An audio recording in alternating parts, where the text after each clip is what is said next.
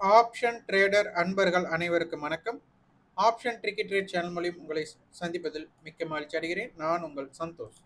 நான் செபியில் பதிவு பெற்ற பங்காளர் கிடையாது. இது பயிற்சிக்கான காணொலி. எந்த பரிந்துரையும் நாம் வழங்குவது இல்லை. நேற்றைய தினம் நம்ம லெவல்ஸை சப்போர்ட் அண்ட் ரெசிஸ்டன்ஸ் எதை பேஸ் பண்ணி பார்த்துருந்தோம் அப்படின்னா அதற்குண்டான இம்பேக்ட் ஃபார்முலா இங்கே இருக்கு. காலோட லோ, காலோட ஹை. நமக்கு ஏடிஎம் ஸ்ட்ரைக்கை நம்ம தேர்ந்தெடுத்தது எந்த ஸ்ட்ரைக்கோட க்ளோசிங் டிஃப்ரென்ஸ் கம்மியாக இருக்கும் அந்த ஸ்ட்ரைக்கோட பேஸ் வச்சு தான் நம்ம லெவல்ஸ் எடுத்திருக்கோம். அதன்படி பார்த்தீங்க அப்படின்னா நேற்றைய தினத்தில் நம்ம ரெசிஸ்டன்ஸ் 1 24,882, 24,931. லோ சைடு பார்த்தீங்கன்னா 24,775, 24,599. இது பேஸ்டு ஹை லோவை பேஸ் பண்ணுது. இங்கே பேனிக் ஏரியா அப்படின்னு நம்ம எடுத்தது 24,925, நமக்கு 24,771. இன்னைக்கு அவங்க என்ன பேஸ் பண்ணியிருக்காங்க அப்படிங்கிறத பாருங்க. மார்க்கெட்டோட லோ பார்த்தீங்க அப்படின்னா நேற்றைய தினம் நம்ம call seller panic area, put seller panic ஏரியான்னு சொல்லியிருந்தோம். அதற்கு உட்பட்டு தான் இன்னைக்கு மார்க்கெட் இருந்திருக்காங்க.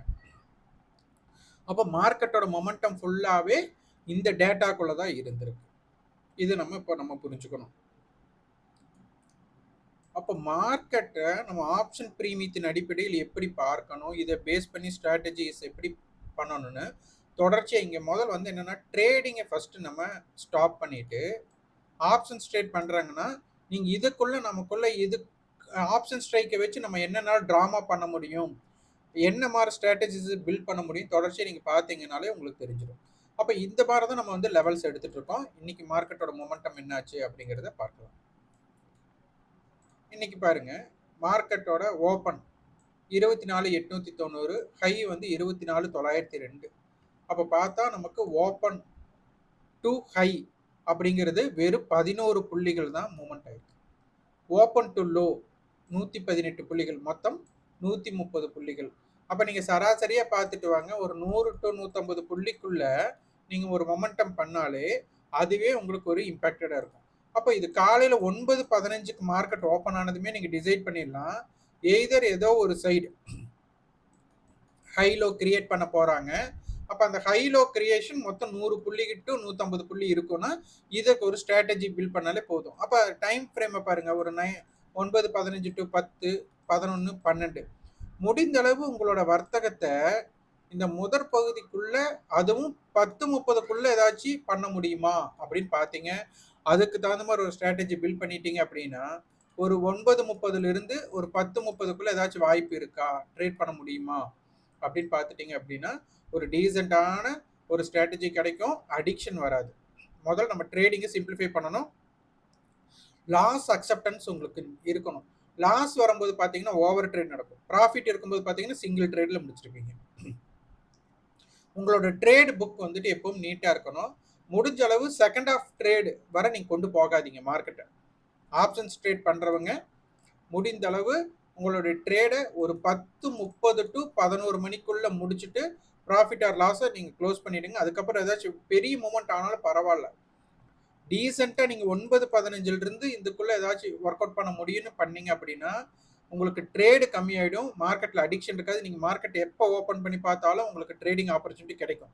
அப்போ என்ன பண்ணுவீங்க, ட்ரேட் பண்ணிகிட்டே இருப்பீங்க. அதனால் ஃபஸ்ட்டு ட்ரேடை குறைக்கிறதுக்கு நம்மளுக்கு தெரியணும். அதனால் ஒரு சிம்பிளாக நீங்கள் உங்களுக்குள்ள மனசுக்குள்ளே வச்சுக்கோங்க, 9:15 10:30க்குள்ள ஏதாச்சும் வாய்ப்பு இருக்கா. இது நீங்களா ஒரு ஃபிக்ஸட் டைம் வச்சுக்கோங்க. இப்படி தான் பண்ணணும்னு சொல்ல வரல. ஏன்னா ரேஞ்ச் நமக்கு ஒரு 100 பாயிண்ட் மூமெண்ட், அந்த 100 பாயிண்ட் மூமெண்ட்டுக்குள்ள எதை கேட்ச் பண்ணுறது அப்படிங்கிறதா உங்களோட ஸ்ட்ராட்டஜியாக இருக்க வேண்டும். ஃபியூச்சர்ஸோட ஹை லோ நம்ம கண்டுபிடிக்கிறதுக்கு காலோடைய ஹை, புட்டோட லோவை எடுத்துக்குவோம். அப்போ காலோட ஹை 107, புட்டோட லோ 36. அப்போ இதை பேஸ் பண்ணும்போது 24,921 வராங்க.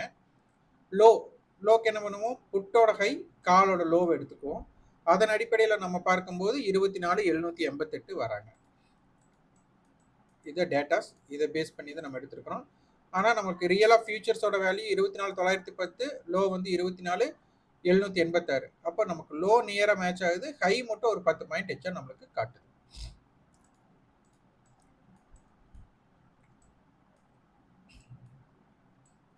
இங்க பாருங்க, இன்னைக்கு ஃபுல்லா இவங்க செல்லரோட பாயிண்ட் ஆஃப் வியூ தான் இருக்காங்கன்னு நம்ம பார்க்கணும்.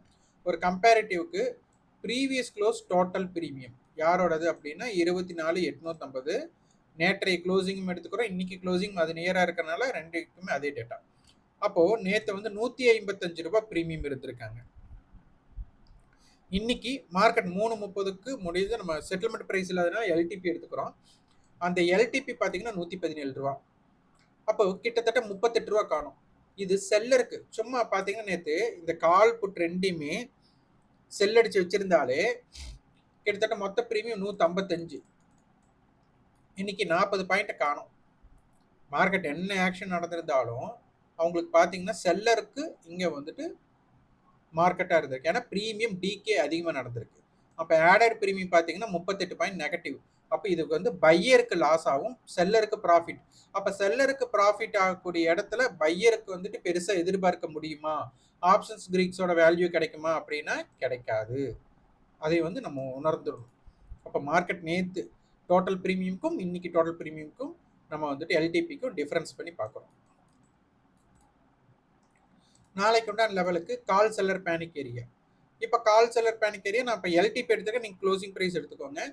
க்ளோசிங் ப்ரைஸ் செட்டில்மெண்ட் ஆனதுக்கப்புறம் தான் வரும். கால் ப்ரைஸ் வந்து 64 ரூபாய். புட்டோட ப்ரைஸ் வந்துட்டு நேற்று 83, இன்னைக்கு 53. அப்போ இன்னைக்கு பார்த்தீங்க அப்படின்னா புட் சைடு தான் அதிகமாக கரைச்சிருக்கேன், கால் சைடு வந்து பெருசாக கரையில. அப்போ அதிகமான டிக்கே புட் சைடு தான் நடந்திருக்கு அப்படிங்கிறத இங்கே தெரிஞ்சுக்கலாம். அப்போ 24,914 24,796 இது கால் செல்லர் புட் செல்லர். அப்போ இந்த ரெண்டு பிரீமியத்தை ஆட் பண்ணா வர்றது தான் நமக்கு வந்துட்டு ஸ்ட்ராடல். இந்த ரெண்டு பிரீமியம் ஆட் பண்ணா 117. அப்போ 24,967 24,732. அப்போ இந்த ஜோனை நீங்க எப்படி எழுதலாம் அப்படின்னா 24,732 24,796 24,850 24,914 24,967 இந்த ஜோன்லாம் நீங்க எழுதி வச்சுக்கலாம். இதுதான் நமக்கு இம்பாக்ட். இப்போ மார்க்கெட் வந்துட்டு இது லோயர் பிரீமியம், இது வந்துட்டு நமக்கு நாளைக்கு மந்த்லி கான்ட்ராக்ட் க்ளோசிங்ல இந்த அளவு இருக்கா அப்படின்னு பார்த்தா நமக்கு வந்துட்டு என்னென்ன பாயிண்ட் ஆஃப் வியூ நடக்கிறதுக்கு வாய்ப்பு இருக்குன்னு பார்க்கணும். ஓப்பன் வைஸ் பார்த்தீங்கன்னா ஃபிளாட் ஓப்பன் இருக்கலாம். அப்படின்னா உங்களுக்கு பிரீமியம் ஏற்கனவே கரைஞ்சிருக்கு, அப்போ இன்னும் கரையிருக்கு, இங்கே வாய்ப்பு என்ன அப்படிங்கிறத ஒன்று பார்க்கணும். அப்படி இல்லைன்னா positive open gap up open கிடைக்கலாம், நெகட்டிவ் ஓப்பன் இல்லைன்னா கேப் டவுன் ஓப்பன் கிடைக்கலாம். அப்போ இந்த பாயிண்ட் ஆஃப் வியூல பார்த்தீங்க அப்படின்னா நமக்கு பிரீமியம் ரொம்ப குறைஞ்சதுனால ஒரு ஃபிளாட் ஓப்பனுக்கு வாய்ப்பு கம்மியாக இருக்கும். ஒன்று பாசிட்டிவ் ஓப்பன், இல்லை கேப் அப், இல்லை நெகட்டிவ், இல்லை கேப் டவுன் ஓப்பன். அதாவது இது சான்சபிள் நிறைய இருக்கு. பிரீமியம் ரொம்ப குறைவாக இருக்கிறதுனால ஏதாச்சும் ஒரு சைடு வந்து இம்பேக்ட் பண்ணலாம். இப்போ இது பார்த்தீங்கன்னா டோட்டல் பிரீமியமே 117 ரூபா தான் இருக்கும்போது இப்போ குறைவான பிரீமியம் தான் இது. அப்போ இதற்கு வந்து ஃபிளாட் ஓப்பனுக்கு வாய்ப்புகள் மிக குறைவு. ஒரு பாசிட்டிவ் ஆர் நெகட்டிவ் சைடு ஒரு எதிர்பாராமல் ஏதாச்சும் நடக்கிறதுக்கும் வாய்ப்பு இருக்கலாம். ஏன்னா பிரீமியம் ரொம்ப குறைவாக இருக்கிறதுனால இதை வந்து செல்லரோட பாயிண்ட் ஆஃப் வியூ எப்படி யோசிக்கிறாங்க அப்படிங்கிறத ரொம்ப ரொம்ப பார்க்கணும். அடுத்தது சப்போர்ட் 1 சப்போர்ட் 2.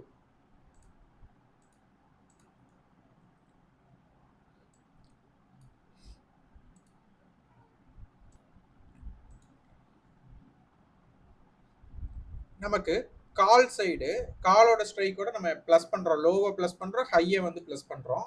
இதுதான் நம்மளுக்கு ரெசிஸ்டன்ஸ் 1 ரெசிஸ்டன்ஸ் 2. நம்மளுக்கு சப்போர்ட் 1 பாருங்க 24,814 24,745.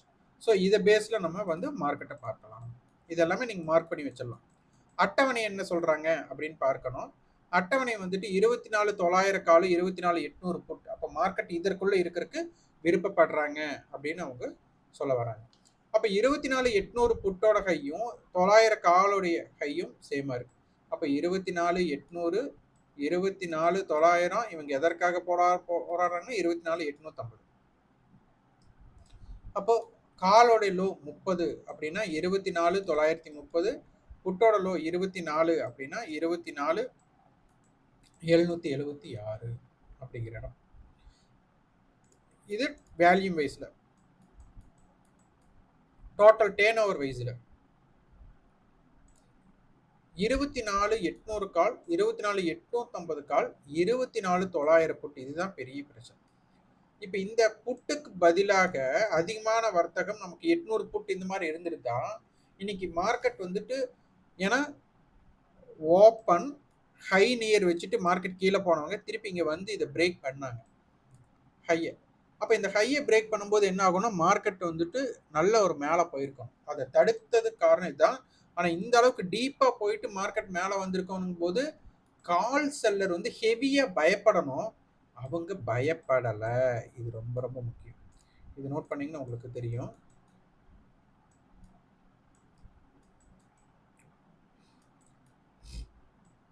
இங்கே பார்த்தீங்கன்னா தெரியும், மார்க்கெட் கீழே போயிட்டு இங்கிருந்து மேலே வந்து ஹையை உடைச்சிருக்காங்க. இந்த ஹையை உடைக்கும் போது மார்க்கெட் லோலிருந்து நல்ல ரெக்கவர். இந்த இடத்துல கால் செல்லர் வந்து அவங்க லாஸை புக் பண்ணுறதுக்கு துடிச்சிருக்கணும், பண்ணல. இப்போ இந்த நம்ம என்ன கொடுத்துருந்தோம்னா காமன் ஏடிஎம் காலையில் மார்னிங் வீடியோஸ்க்காக நம்ம வந்து மெம்பர்ஷிப் பண்ணியிருக்கோம். அந்த மெம்பர்ஷிப்புக்கு உண்டானவங்களுக்கு கொடுத்துருந்தது 77 ரூபா காமன் ஏடிஎம், 105 ரூபா செல்லர்ஸோட பாயிண்ட் ஆஃப் வியூ அப்படின்னு நம்ம கொடுத்துருந்தோம். அதுக்கப்புறம் 150 கொடுத்துருந்தோம். இன்னைக்கு 105 அப்படிங்கிற இடம் நம்ம காலையில் கொடுத்தது. காலையில் இந்த டேட்டா நம்ம வந்துட்டு பெய்டு மெம்பர்ஸுக்காக கொடுத்தது. இது வந்துட்டு 24,850 கால். அடுத்தது வந்து 24,750 காலையும் 950 புட்டையும் கம்பேர் பண்ணி கொடுத்துருந்தோம். அதற்காக நம்ம கொடுத்த டேட்டா இன்னைக்கு எப்படி ஒர்க் அவுட் ஆயிருக்குன்னு பாரு. கரெக்டாக 105 அவங்க தாண்டல. அதே மாதிரி நம்ம 24,950 காலுக்கு 950 கால் காலையில் கொடுத்தது பாருங்க 140, 178, 210, 77 பேஸ் கொடுத்துருந்தோம். இன்னைக்கு என்ன நடந்திருக்கு அப்படிங்கிறது பாருங்க. 178க்கு மேலே அவங்க வந்து ஸ்டேபிள் ஆகவில்லை. அப்போ நமக்கு செல்லர்ஸோட பாயிண்ட் ஆஃப் வியூ நம்ம என்ன சொல்லியிருந்தோம், இதுதான் வந்து செல்லர்ஸோட பாயிண்ட் ஆஃப் வியூ. இதுக்கு மேலே செல்லர்ஸ் வந்துட்டு பயப்பட வேண்டிய கட்டாயம். ஆனால் இந்த இடத்துக்கு மேலே அவங்க க்ளோசிங்கே நடக்கலை. இந்த ரெண்டு டேட்டாமே நமக்கு எவ்வளோ தூரம் ஒர்க் அவுட் ஆயிருக்கு அப்படிங்கிறத பாருங்க. அப்போ ஆப்ஷன்ஸ் ப்ரீமியத்தோட கால்குலேஷன்ஸ் எவ்வளோ தூரம் முக்கியம் அப்படிங்கிறது தெரிஞ்சுக்கும். அப்போ நமக்கு இந்த டேட்டாவின் அடிப்படையில் நாளைக்கு மார்க்கெட் எப்படி இருக்காங்கன்னு பார்க்கணும். அட் த மணியோட ப்ரீமியம் இப்போ வந்து நமக்கு 117 அப்படின்னு இருக்கிறாங்க. இந்த பாயிண்ட் ஆஃப் வியூ நாளை தினம் எப்படி குறைகிறது, எப்படி ஏற்றமடைகிறது அப்படின்னு பார்த்துட்டு அதுக்கு தகுந்த மாதிரி இம்பேக்ட் பண்ணணும். முடிந்த அளவு நமக்கு ஓப்பன் அப்படிங்கிறது flat open, positive open, negative open, gap down open, gap up open. அப்போ இந்த அளவுக்கு ப்ரீமியம் ரொம்ப கம்மியாக இருக்கனால பாயிண்ட் ஆஃப் வியூ வந்துட்டு ஃப்ளாட் ஓப்பனுக்கும் சான்ஸ் இருக்குது, அது கம்மியாக தான்.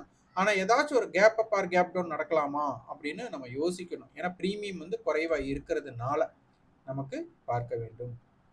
அப்போ 0 to ஹீரோ அப்படிங்கிற இதுக்கு இதுதான் நமக்கு முக்கியமாக பார்க்க வேண்டிய ஸ்ட்ரைக்ஸ். இந்த ஸ்ட்ரைக்கு எல்லாமே நமக்கு நல்ல ஆக்டிவ், நல்ல மந்த்லி கான்ட்ராக்ட், நல்ல ப்ரீமியம் இருக்காங்க. அப்போ 24,800 கால், 850 கால், 900 கால், 900 புட். இப்படி பார்க்கும்போது மல்டிபிள் ஹெட்ஜ். நாளைக்கு வந்துட்டு இந்த மல்டிபிள் ஹெட்ஜ் அப்படிங்கிறனால மார்க்கெட் பாசிட்டிவ்ல இருக்காங்க, நெகட்டிவ்ல இருக்காங்களான்னு பார்க்கணும். எந்த மாதிரி ஓப்பன் இருக்காங்களோ அதுக்கு தகுந்த மாதிரி ஸ்டைலிஸ் மாற்ற வேண்டும். இந்த காணொலி உங்களுக்கு பயனுள்ளதாக இருந்தால் லைக் பண்ணுங்கள், ஷேர் பண்ணுங்கள், சப்ஸ்கிரைப். கண்டிப்பாக உங்கள் ஃபீட்பேக் கமெண்ட் பாக்ஸில் பதிவு பண்ணுங்கள். நன்றி, வணக்கம்.